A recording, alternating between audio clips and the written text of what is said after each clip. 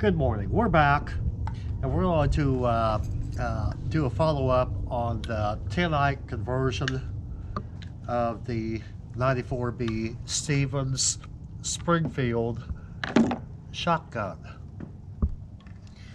And the last video we showed you what this shotgun looked like, and how we've got new wood on it. We've kind of tricked it out. Mary Sue powder coated the fore-end tip, also the die cast hand guard here. Well, this is how it turned out.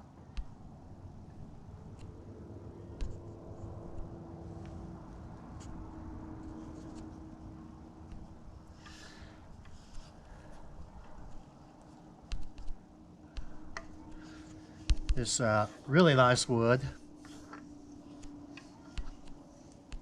The wood's got some, nice figure to it. This is the wood from brown elms.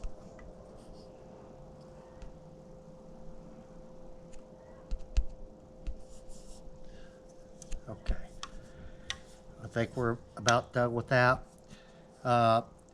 Here, the wood from brown elms. Here's a comparison on the wood that you would buy from Lubric Arms.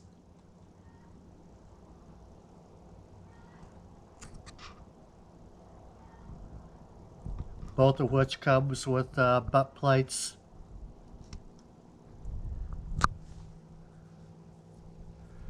All right, now upon going back together, here's a identical 94B, and you'll identify them on the lower rear right hand side of the receiver. It will say 94B on them, and that designates it that when it came out of the factory, it came out with the Tenite stocks, in all different gauges: 12, 16, 20, 28, 410. So upon going back together,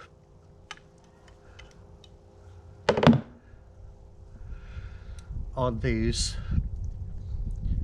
after you've detailed stripped it and such, the very first thing you want to go back together on is your trigger guard, because you've got an internal screw down in here that you're going to have to get your screwdriver down into and make a proper stab on your screw in order to get this one internal screw out of here on the front trigger guard. Okay?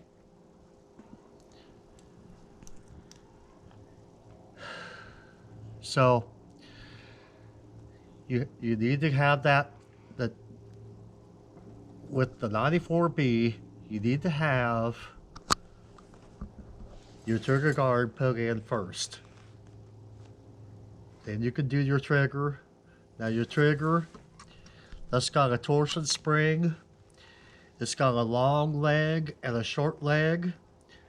The short leg will be going into the trigger part of it, and you'll see how it's been wearing.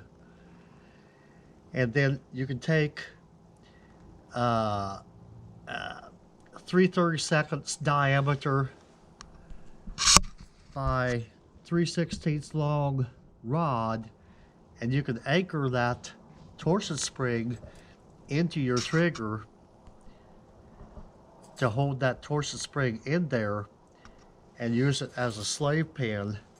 So when you put your pin in here like this, why, it will just push out. And that's the easier way to do that. And then now the last thing you want to do is put your mainspring and mainspring strut in. But if you if you make a mistake like I have done with the trigger guard and waited to put the trigger guard in last, I could never do it on the 94s. So also going back in with the screws, if the screws are boogered up, like this one here, you can see this is what come out of it, and the trigger guard was loose. It was slightly bent. So you'll see your screws for your trigger guard, you can have them like 3/16 to 1/4 inch. And especially on your rear trigger guard screw, you really want to have that none of it protruding up in here, or it's going to interfere with your putting in your mainspring and your mainspring strut. All right. So back to your mainspring strut.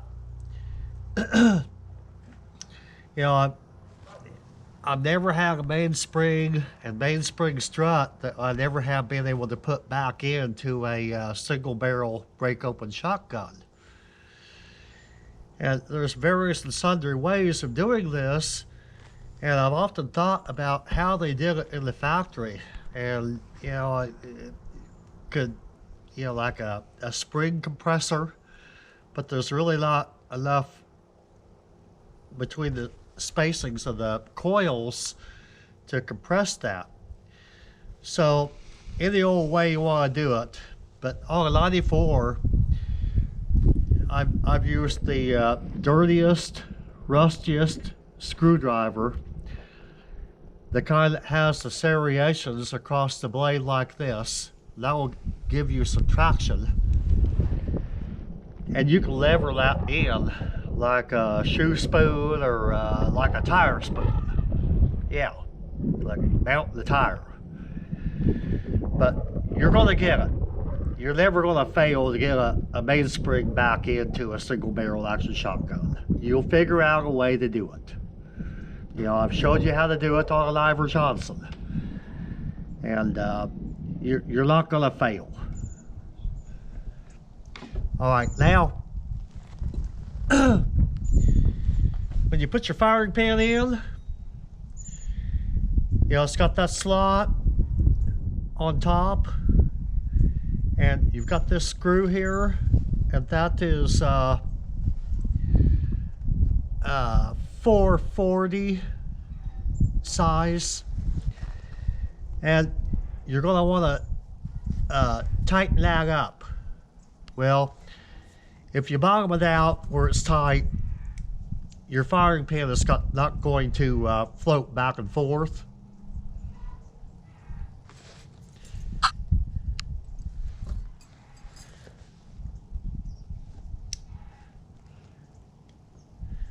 So just put it in there enough to where your firing pin will float back and forth. Okay?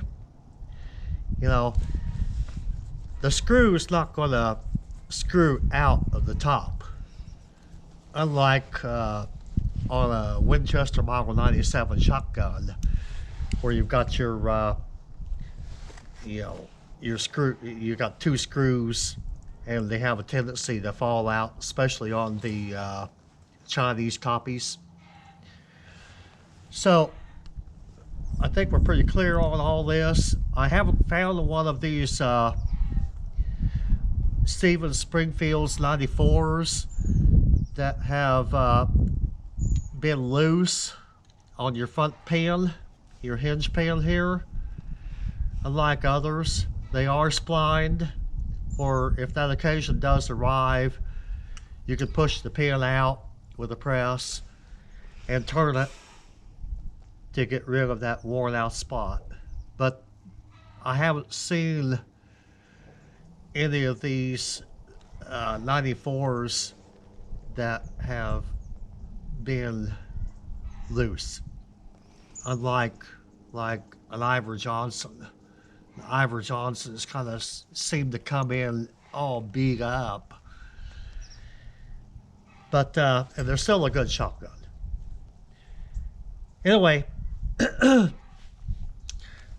I believe we've covered a lot of things here. You know, on the trigger guard, instead of a flat head screw, I went back in with Phillips. And they're, the size of those are 8 by 32. So it's pretty common. On this one here that Mary Sue and I just fixed up, you know, we went back and it was, you know, stainless steel, Phillips, you know, it's our weapon.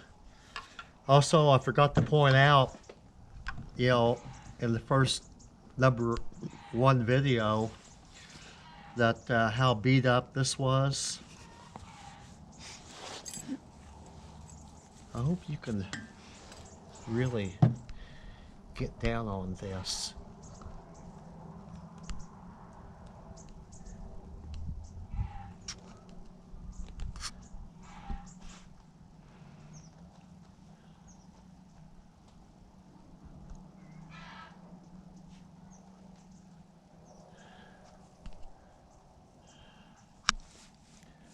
I don't know how it happened, but there's several strikes here.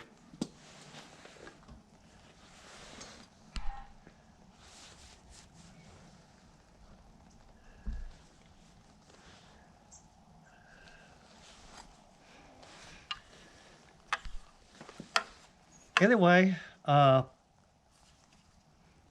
that's what I like about these old weapons. I would pay to see how that happened. Anyway, that's how the 94B, the Tenite conversion, has turned out.